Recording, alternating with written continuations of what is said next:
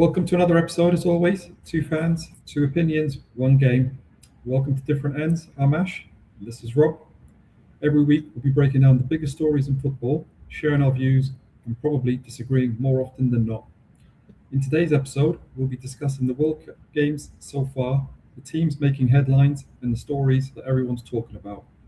Let's get started. Yes, mate. How you doing, man? Good to see you again. It's been a week. What's new, man? Very What's going good, on? very good, very good. How are you doing? Yeah, man. Yeah, I'm good, man. We're in the final week now of the World Cup. It's endgame times, crunch time now, man. To me, this is like Squeaky the bum best. time. Yeah, exactly. This is the best part of the World Cup because so it's the final game. We're in the semi-finals. Sometimes I think these games are like the best that you're gonna see. The best performance, best intensity, because you're this close, right? No one wants to come this close and go home.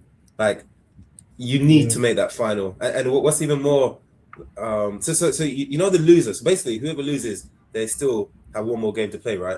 In that third or fourth place playoff, Yeah. and no one wants to be playing in the third place, like to get a bronze medal. I feel like that's just like it's almost like a testimonial game. Like there's gonna be no intensity, no one cares. That's the game where you play like the rest of your squad that's not played before. So like Kobe Mainoo might play, Ivan Toney might play, or you know what I mean? Like the squad team Mm. might, the second or third goalkeeper might play. Like no one cares about that. You don't want to come this far and be playing a third or fourth place game. The fans won't care. There won't be no energy. It'll be dull. Mm. So yeah, to me, the semi-final is always like the favorite part of the tournament for me. Yeah. This is the business end of the tournament. Um, yeah, this. To be honest, I think well, for England, this is the point. I think that where you got to say Tuchel he's done a good job, right? Whatever happens from now, I think getting to the semis, maybe even the quarters. I don't think you'll get any stick if England were to go out, and then also it's you got just one South American team left, which is quite surprising, really. I thought there might be two, three, right, because of the Yeah, climate and everything. Um, so yeah, no, I'm excited. I'm really excited now. A bit sad actually that's coming to a bit of an end. I was getting I used to know. watching games every day. Got to wait a couple of days now for the next game. It was funny that there was a meme going around because on Wednesday, that was the first day, I think in like 23 days or something, where there was no World Cup games. And it was just a Yeah, meme of like people are bored, they don't know what to do, people are lost. It was kind of like, yeah, I woke up Wednesday, I was like, oh yeah, damn, there's nothing to look forward to. There's no like 5 o'clock or 8 o'clock games, 9 o'clock, there's nothing. It was actually quite dull. But yeah. yeah, the good thing though, as soon as this finished, then so preseason actually starts this Saturday. Man United has a game Mm. this Saturday against I think Wrexham. So the Premier League season is just around the corner. So we don't have to wait too Yeah, long. And I yeah. saw online Mourinho is now landed in Madrid. He took a training session already Mm. 3 days ago. So yeah, so the new season is going to come around fast, which is good. And Yeah. going back to your point with Tuchel, I think yeah, you're right. This was how he would be measured because if Gareth Southgate got to the semi-final last World Cup, Mm. he couldn't do less than that, right? So he's equaled it now. Yeah.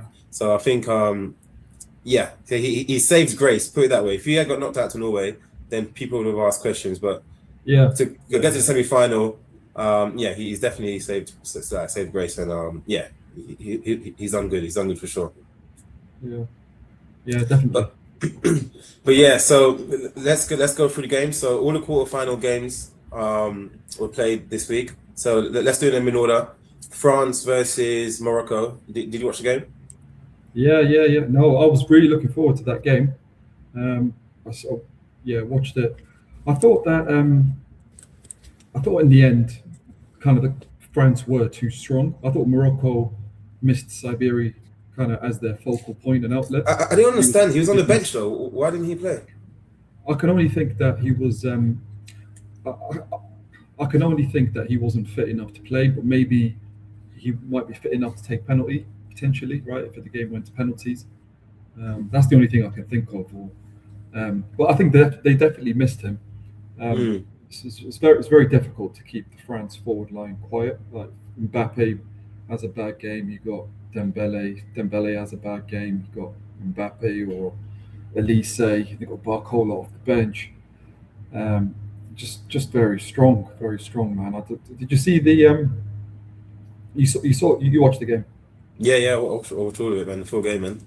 Yeah, I Yeah. wasn't missing that. Because I've been saying from the beginning, we've been doing this podcast. France is my team to actually win the whole thing. They're just. I don't see a weakness with them. So Morocco did what Paraguay did, but in a cleaner way. So they sat back. They had all men behind the ball, but they just weren't dirty like how Paraguay was. They weren't like fouling and like trying to break up play. And that's the thing. So like when you watch other teams, we say with England, can England break down low blocks and all that? France doesn't have a problem with that. They can have all the possession in the world, still create chances. They can also sit back and absorb pressure and then hit you on the counter.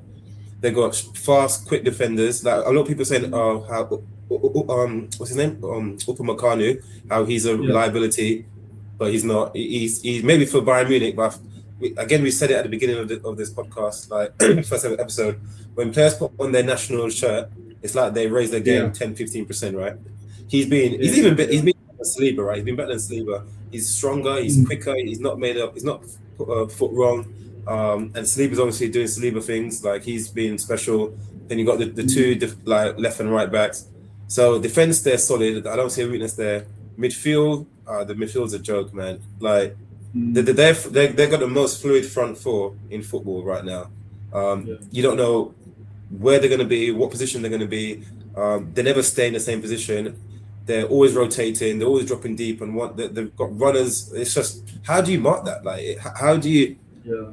I would love to just be in a dressing room or a training room and hear how a coach says to mark that, because you can't man mark that, because then you just be pulling defenders all over the place. And if you're going to do zonal, what they're going to do if you overload one area, it's just crazy, man. So they find solutions, don't they? They just seem to find solutions, like you said in the game against Paraguay. Paraguay were using obviously dark arts and skullduggery, right? But they found a way to overcome that. You saw how riled up some of the French players got, like Mbappe. You saw how he embraced it, right? But when you got Morocco come to play, they'll find solutions. They just look like a very complete team. Yeah, they're complete team. That's the right word, complete team. Yeah. So no surprises there. A 2-0 again, and they're winning convincingly, not even conceding that many goals. So yeah, no shocks there. They've gone through. I thought that. Sorry, I was going to say I thought Morocco keeper had a good game as well, right? He had a great game. Yeah, he's a good penalty save as well, like throughout World Cup tournaments. So he had a great game. And to be fair, the keepers in general of this tournament has had a great game. I think maybe we should do that on like another episode. Do like the best keepers of the tournament. But yeah, so Morocco, yeah, they did well though. They did well, but France were just too strong. The next game, Spain and Belgium. Did you watch that? Yeah. I watched that game. Overall, I thought that I wasn't overly impressed by Spain. I thought that they got the job done, right? Ruiz put them ahead, and on that parried save from Courtois, Yamal had a couple of chances, but I thought Yamal's not really. I feel like I'm waiting for him to set the tournament to arrive. To arrive. He seems to be knocking on the door. He's playing well, but just without exactly. I thought Belgium had some good spells in the game. Equalised with a good header. I felt a bit for Courtois with his final game coming off injured. So I think if he didn't come off injured, they would have not considered that second goal, and they would have gone extra time. You think that he would have held on to it? 100%. So, mate. So Lammens, because think about it, that Lammens, he was United's number one keeper all season, right? He had a great season at United, right? So he like, you can't say that's in his character to do. But he's come on, he didn't have any warm up. He was literally thrown on. Like, people were unsure if Courtois was coming off because he was a bit oohing and eyeing. So it just happened so suddenly. Lammens didn't warm up.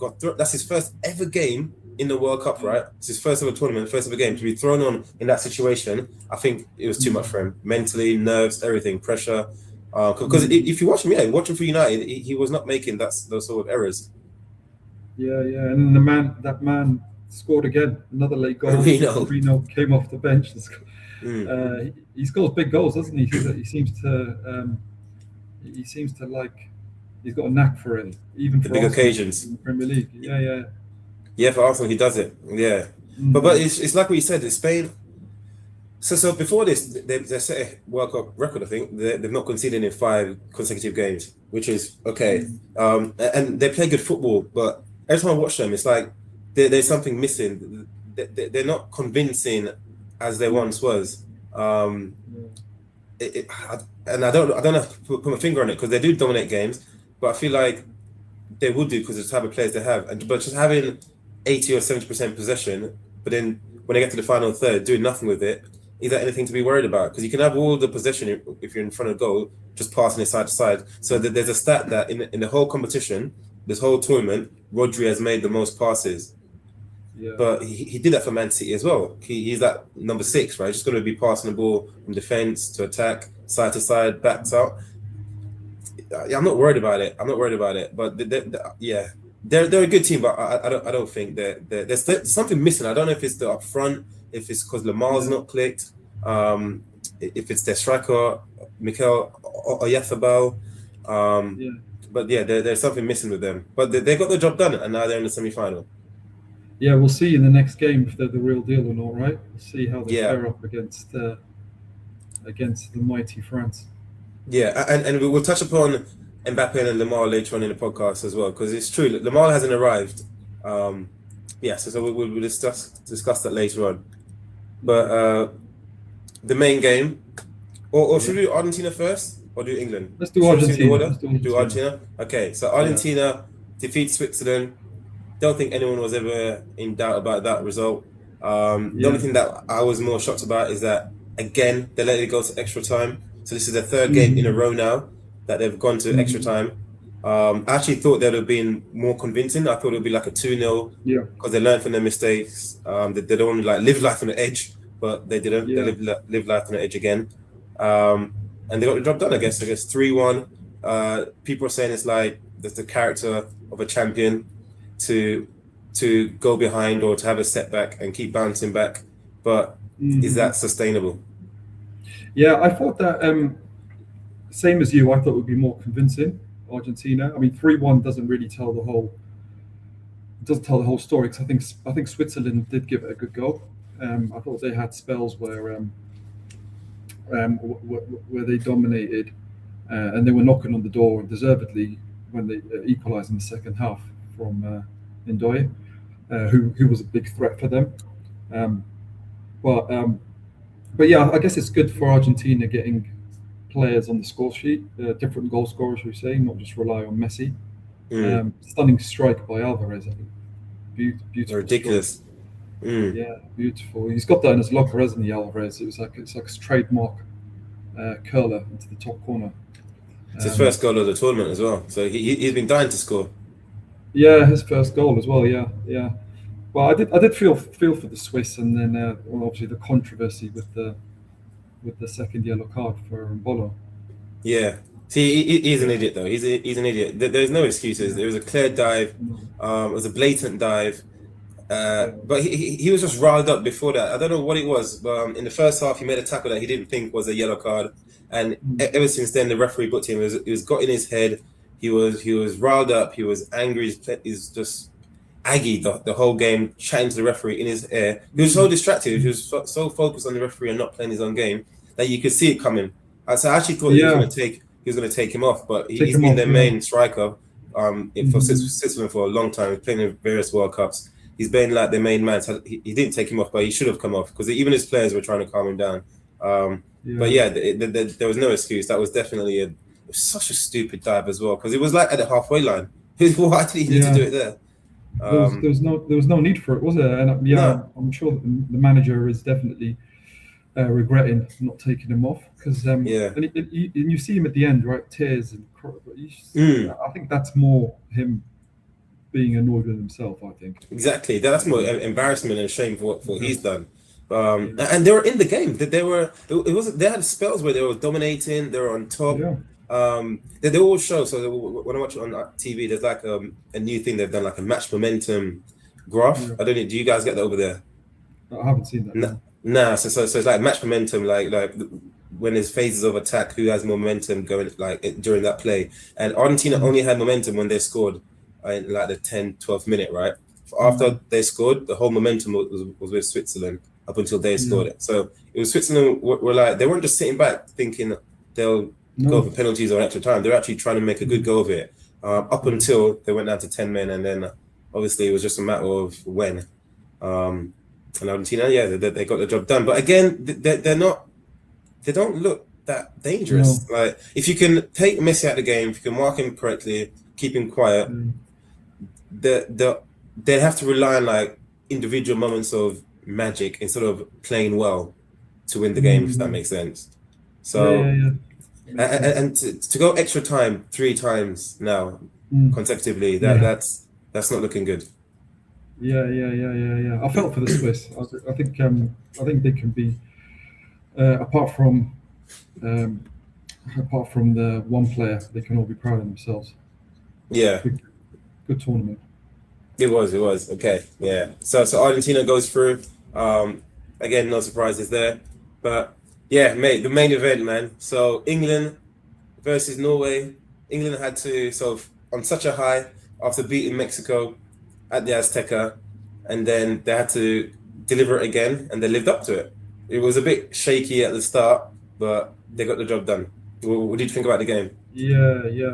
The game at the Azteca, what a game that was! One of the best games I've seen for a long time. And then I think probably only rivaled by the Argentina-Egypt game as maybe the game of the tournament.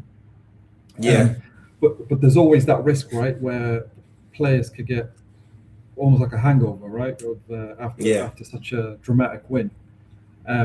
So I think Tuchel had a bit of a job to try to keep everyone's feet on the ground and really focused on Norway, because obviously on paper Norway they're not the biggest name or biggest nation. But I thought the game itself. I thought first half England withstood early pressure from Norway, and then after Norway scored, Soloth should have played in Haaland, would have put him 2-0 up, and then would have been a completely different game. But I don't know why he didn't do that. Yeah, I don't know why he didn't. It was such a clear pass, open pass, right? And he was completely unmarked, Haaland. And then the man Bellingham, moment of quality and inspiration at such a vital time as well, just before half time for England to score. Then I thought England looked a lot better in the second half, freshened things up a bit with substitutions, Saka, Rodgers, and then Bellingham again. I think Bellingham has almost single-handedly got us to the semi-finals, really, to be honest. But yeah, no. Overall, yeah, obviously chuffed. So happy to get to the semis. Man. I definitely agree. Well, actually, 2 things quickly, right? So remember, I did say that Mexico was going to be England's hardest game. If they can beat Mexico, I think they get to the final, right? And you can see, like, the Mexican game compared to this game, I think Mexico was way more intense, way more aggressive with their attacking. The energy was higher. Obviously, the atmosphere in the stadium played a part in it. But comparing the 2 games, like the contrast, this game was a lot more relaxed. It was more passive. It wasn't as high energy. It wasn't high intensity. There was less running. So that's what I meant. The Mexican game was going to be the harder test. If England can get through that, they can beat Norway, which they did. I think they can beat Argentina, right? Because Argentina won't be playing like how Mexico was playing, and it'll be more similar to like the Norway game, a lot more passive, trying to find Messi, trying to rely on Messi creating magic. So I think England will be fine. So I think they've proved they can get the job done. I actually do believe they'll get to the final. Unless there's like a ridiculous decision that goes against them. We get onto that in a bit. But again, going back, so the Soloth thing, right? I've never liked Soloth. I think he's not a good player. He's not a good striker. From when he's at Crystal Palace and he failed there, I don't know how he got a move to Atletico Madrid. He must have an incredible agent. And then he comes on and off the bench and scores. He does score sometimes, but it is La Liga, so it's not as intense as the Premier League. But I had a theory when I was watching him, right? And then I was going through all the other matches, and if you go through that different nations, there's always someone that's carrying the team in terms of goals, right? So like Mbappe is carrying France, Messi's carrying Argentina, Kane and Bellingham, England. Spain is that Mikel Oyarzabal. Who else? What other nations are there that I've missed? Haaland for Norway. Yeah, Haaland for Norway. Okay. And then as I'm in this conversation, I was watching it with my dad, right? And I was saying, do you think in tournament football, because he said to me, he needs more from Gordon or more from Madueke, more from Saka. Like they score for their clubs, but they're not scoring for the countries, right? And then it got me thinking, is that because they're not told to do that? So they're told to rather try and find Kane or try and find Bellingham. Same for France. Like these goal scorers who are used to scoring for the clubs, are they being told to find the best striker in that team, the national team, for them to score the goals? Because then, and it made me think, in a tournament football, if you get one or two chances and you miss it, that could be your tournament over, right? Especially like in knockout football, you don't have the luxury of trying to get another chance. Whereas in the league over a season, you can afford to miss a few chances because you know the next game you'll be fine, or the next 3, 4, 5 games you'll be fine, right? You don't have that luxury in tournament football. So for example, using Sorloth now, when Sorloth goes through, if he was at a club level, Atletico Madrid or Crystal Palace, he would have done what he does and he would have missed and he would have lost that game. It wouldn't be the end of the world because he can make up for it next week or the week after. But now for Norway, he can't because Norway has gone home. No. So that's why I'm thinking in training, are they told if you get in a chance where if you can find your main striker, Haaland, Kane, Mbappe, Messi, if they're open, I want you to pass it to them instead of you going for the shot yourself because they have a better chance of scoring. And I think that's what I'm trying, because it doesn't make sense why all these great nations with great players, it's always like one or two that's carrying the entire team in terms of goals. And it must be because of that, right? So Sorloth, what an idiot! He must have forgot where he was, forgot the magnitude of the game. He saw like glory, and if he had played harder through 2-0 down, it would have been a long way for England to come back. I think I agree with you. I think the manager would be absolutely furious with him. He would be absolutely furious. He would want him to pass to Haaland there, and I cannot believe he didn't. And to be honest, I think it's potentially cost them place in the semi-finals, right? Because 2-0 down, completely different game. It would have been very difficult for England to recover from that. 1,000,000%. Yeah. Well, I mean, for us as supporters, England supporters, we're happy he didn't. But for neutral or just for people who like football or have a like footballing brain, then obviously the Norwegian fans, they must be fuming at sort of like furious. And it makes me think as well. Like, so sometimes I watch these teams and they all brag about togetherness and harmony and they're all teammates. I'm like, are you really though? Like, do you actually get along? Like, is that just a facade that you have to say for the media? Like, the only time that I see people get along is like, the Spain have a good harmony because they all like really play together. Half of it's like Barcelona. There's no Real Madrid players. But even historically, it's always been like from just those two teams, right? Barcelona or Real Madrid. Whereas England are quite notorious for that, even going back. Even like Gary Neville's admitted it, Rio Ferdinand, Scholes, they've all said that when it came to that, the England camp, clicks. Yeah, there was clicks. Everyone just sat in their club teams. No one really bonded. So I'm thinking, is there like an element to that? Because if you were a team player and you're 2-on-1 and you have the best striker in the world right there to your left, you could just slide him through. Like, you must have no brain cells not to do that. He can't give a reason. He can't even say that he didn't see him because Sorloth is dribbling on his left foot and he goes into the space where Haaland is. So he's got no excuse that he can't say he didn't see him. He must, So I don't believe. Actually, it's crazy. It's crazy because Haaland. I mean, we know Haaland's game, right? Sometimes he has 15, 20 touches in a game. So for Norway, you have to find him. If you've got an opportunity like that, you have to pass it because Haaland's not a type of player that's going to be dropping back and like what Kane does, plays number 10. His job and Sorloth's job should be if Mbappe is open on goal and he's got a chance to pass to him, for an easy goal. He has to pass it. It was just crazy. I don't understand what went through his head. Yeah, so that was outrageous. So yeah, and then that's what I kind of see now when England play, they are looking for Bellingham, they are looking for Kane specifically, which is rightly so. They're the goal scorers. So that's when people are now saying, oh, Saka or Madueke or Gordon hasn't delivered, or now I'm thinking maybe they're not told to. Maybe they're told to find Bellingham and Kane, and then we go into them. The goal that Bellingham scored, the left foot, that goal, the control, the pass from Gordon, he fizzed it into him, his touch, everything. There's 3 touches: the control, then the dribble to take it away from the keeper. I mean, the defender, then a left foot shot. That's world class, world class. And his second goal, he's been doing that. So I watched a lot of Real Madrid games. He scores a lot of goals like that, where it ricochets and he pushes, the keeper pushes it out and he follows up. So it's like he's got a strike. That's a poacher's mentality, but he's a complete midfielder, and he can do the dirty doggy work, like the defending that you see he did against for Mexico, and even the game against Norway. So is Bellingham the complete midfielder or just complete player?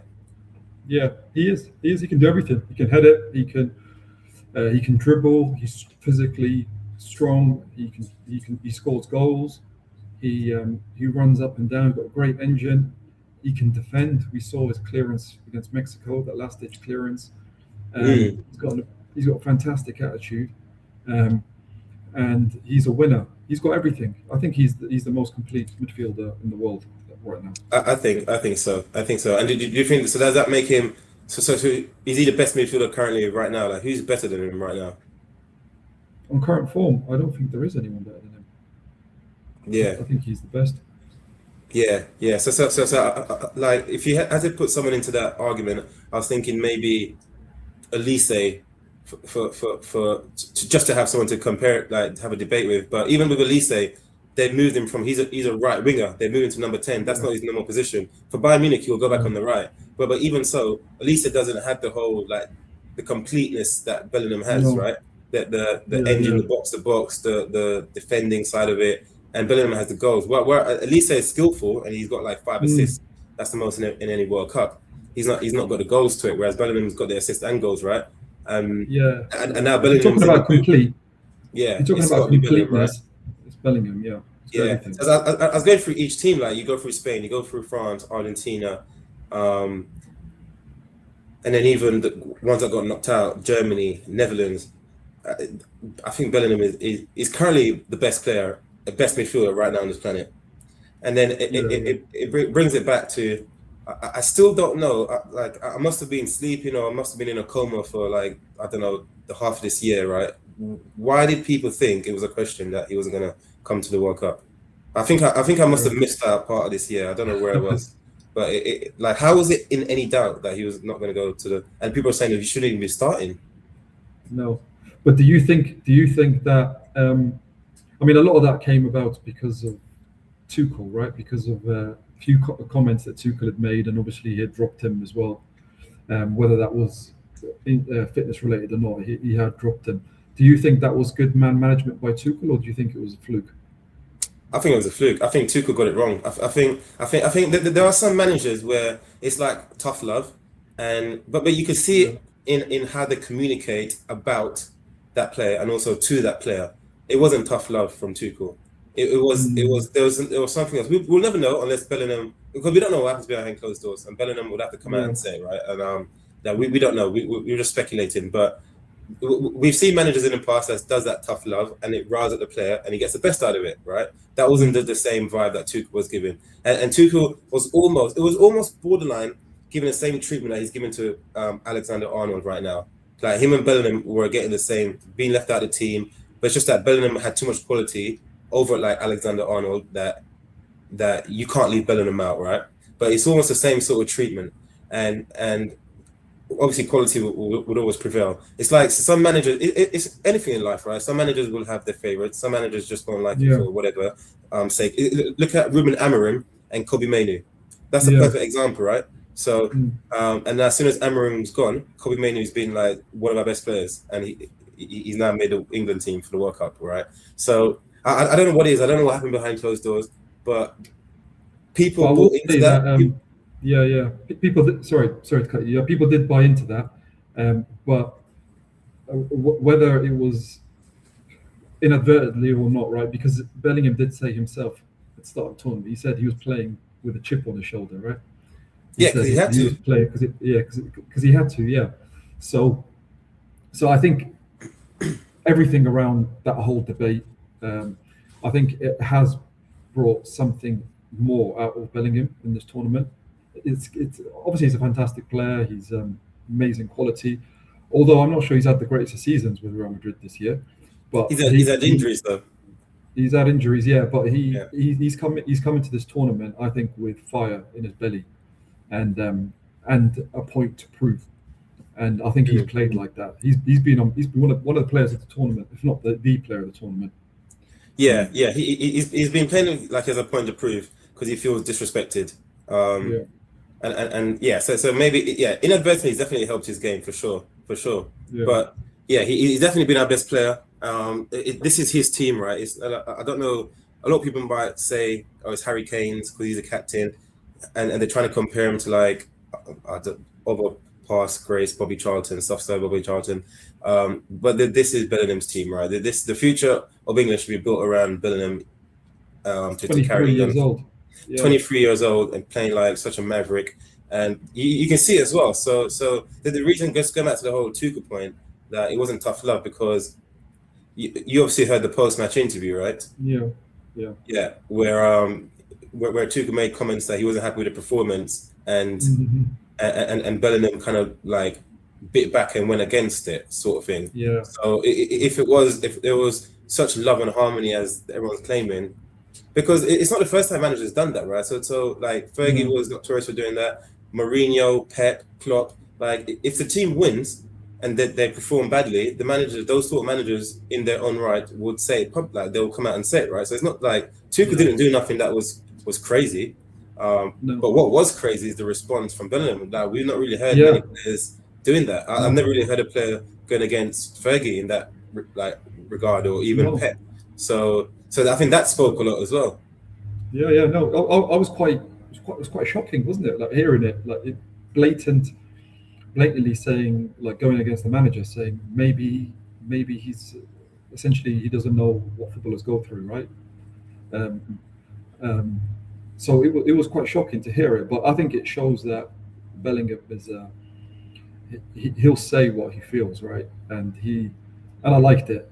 It just shows he's got something about him, Bellingham, and it shows that the power dynamic has shifted a little bit now, right? He can say that, and he is undroppable. He can say that. He can say that, and he'll be the first name on the team sheet in the next game. And just on Tuchel's comments, I thought I also liked that Tuchel said what he said. Did he go a little bit too far? Maybe, but I think I agreed with his point. His point is that if England play like that against Argentina, Spain, France, they'll probably lose, right? And they cannot play like that again. And I think he was angry. Whether he should have kept it to the dressing room. What are your thoughts? No, yeah, I actually don't mind. Like, it depends what type of personality you are. Like, if you, there's always two types of people, right? There are people that like that kind of that rash like response, say how it is, don't like fluff around bullshit, just say it straight, right? Like people like Roy Keane, like Roy Keane, that sort of personality, he liked it, right? Whereas Ian Wright was the opposite. Ian Wright was like, keep behind closed doors, like keep the harmony and good vibe.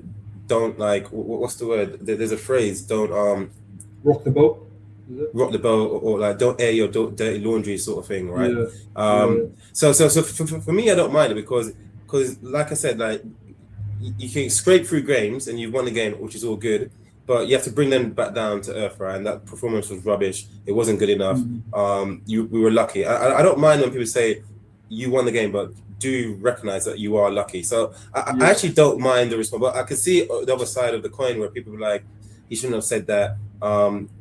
keep it behind closed doors and then tell the players. But then I feel like that's just like putting on a fake public perception that everything's all rosy, which is I think I hate that more. I think I hate because they're all media trained, PR trained, saying stuff just to sound Yeah, good.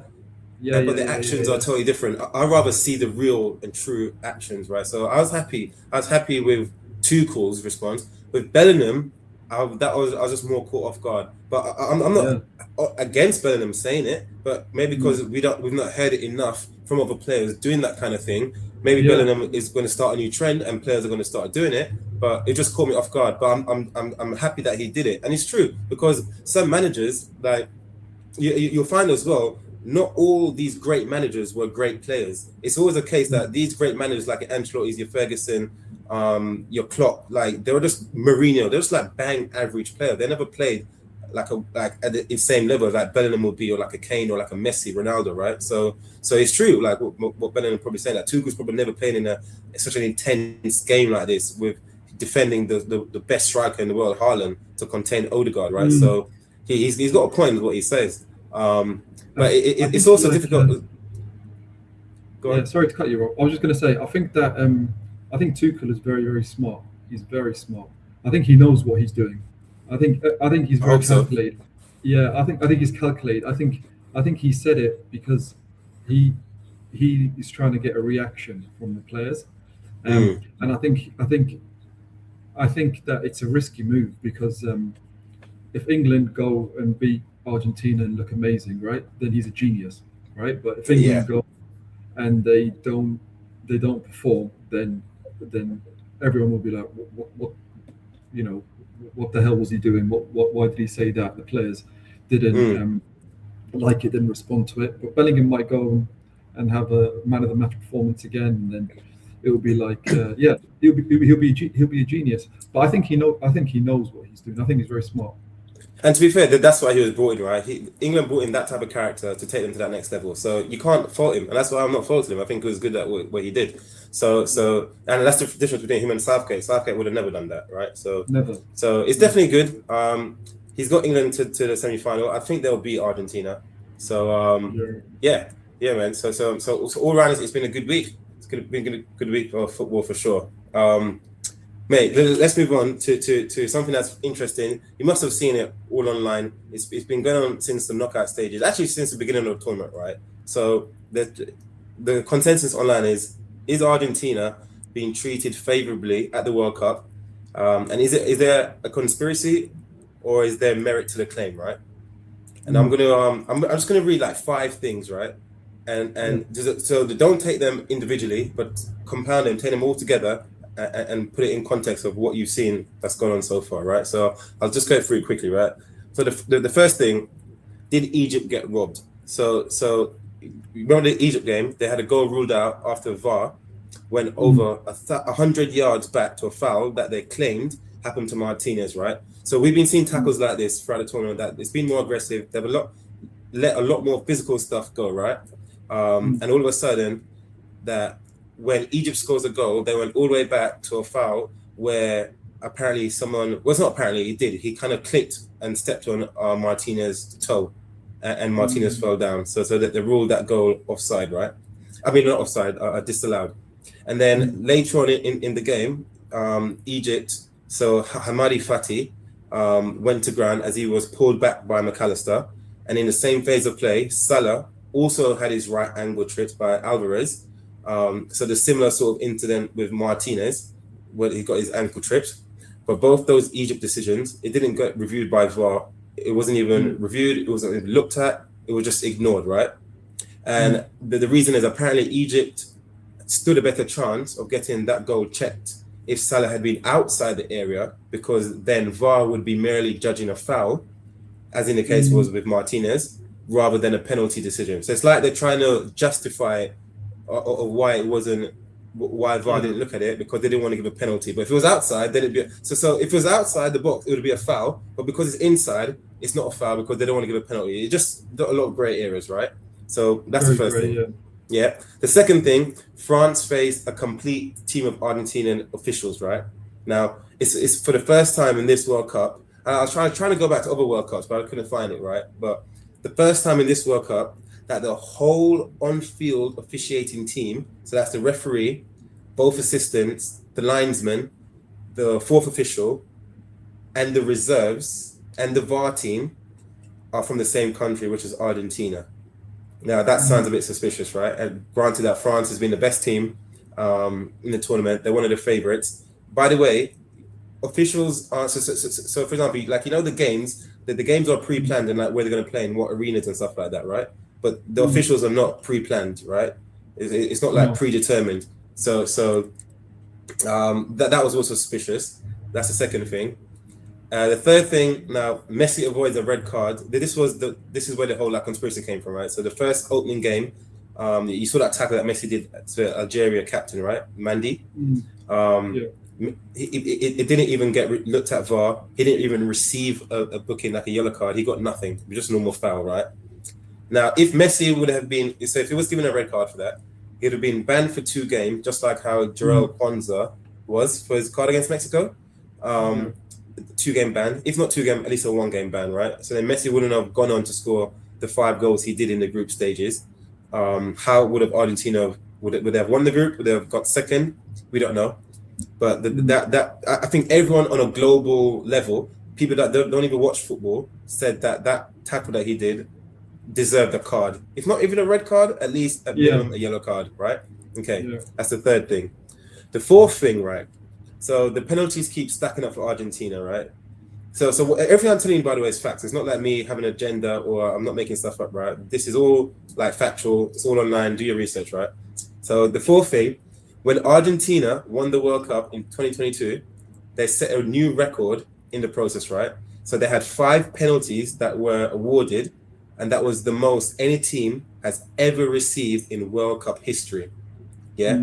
So the World Cup history, right, since 1930, no team has ever been awarded 5 penalties in one tournament. So they had a record, and people are saying that tournament was kind of done for Messi as well. But now in 2026, they lead the way again with having 3 penalties, and that's the most so far. Whereas England and Switzerland have been awarded 2, and Belgium, France, and Norway have been given only 1, right? So that's the fourth thing. And now the last thing, which I've got a little graph here for you. The last thing is that our referees showing Argentina fewer yellow cards. So Argentina has committed more fouls than most of other nations, yet they have received half as many cards, right? And you can clearly see. And obviously you got Norway, which is on top, but Norway hasn't committed as many fouls as Argentina. They've done 48, Argentina's on 59, but also Norway is not one of the favorites. So you can take them out because the conspiracy is that you got the favorites, which are Argentina, England, Spain, France, and they're the favorites. And Argentina, you can see for every 19 fouls that they commit, that's when they are given a yellow card. Whereas England only commits 7 fouls on a given a yellow card. Spain is 18 and France is 12. Now, so I've just told you 5 things. Individually, they may sound like a conspiracy, but when it keeps compounding thing after thing after thing after thing, is it that saying there's no smoke without fire? What's your thoughts on it? Yeah, no, it's really interesting. Everything, the case that you've put there is very interesting. I think that just on the Egypt one, I think that I do feel for them because I think the VAR rule, like you said, is very grey, and there's just no consistency. It was brought in to try to remove the element of doubt, but it doesn't because things are just subjective and there's grey areas. Like attacking phase, when does an attacking phase start? Right? Can you go all the way back 100 yards? Can you not? So it's just very grey. But I think with the Egypt thing, I think that I do feel for them. With the Argentinian conspiracy, another thing I just thought of, Rob, is that is the World Cup sponsored by Adidas? It is, isn't it? I don't even know. That's a good question. I don't even know. I think it is because it's an Adidas ball, isn't it? Oh yeah, it is. Yeah, it's Adidas ball. And Messi is Adidas, isn't he? Ronaldo's Nike. Yeah, that is so true. Is that does that would there be a favoritism there, right?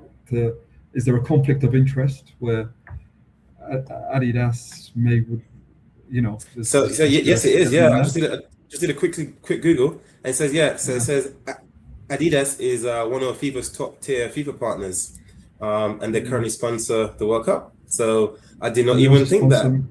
Yeah, and they also sponsor Messi. So there would be an agenda there where, having their poster boy and their That's so true. One of their biggest revenue generators, winning a World Cup. And I think you have to be a bit naive to think that there is no agenda. I think there is an agenda to an extent, and I could see why it would be beneficial for a World Cup to be won by someone like Messi, right? There would be an agenda to push.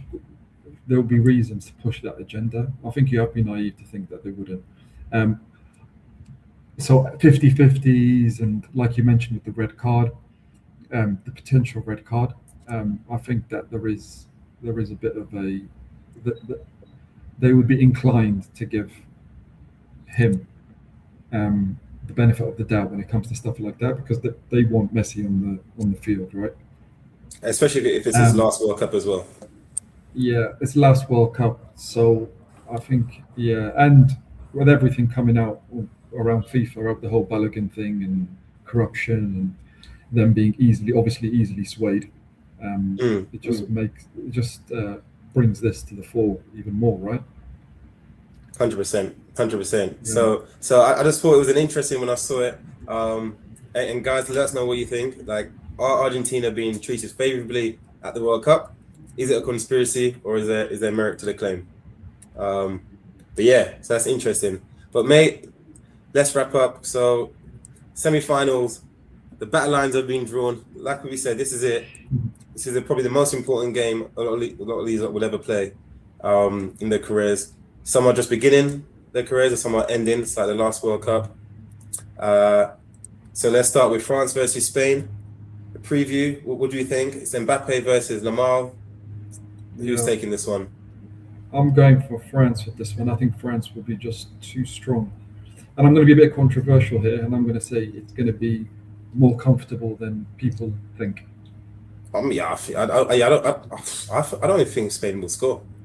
I don't see it. I think it'd be like a 2-0 France, 3-0, maybe 3-1.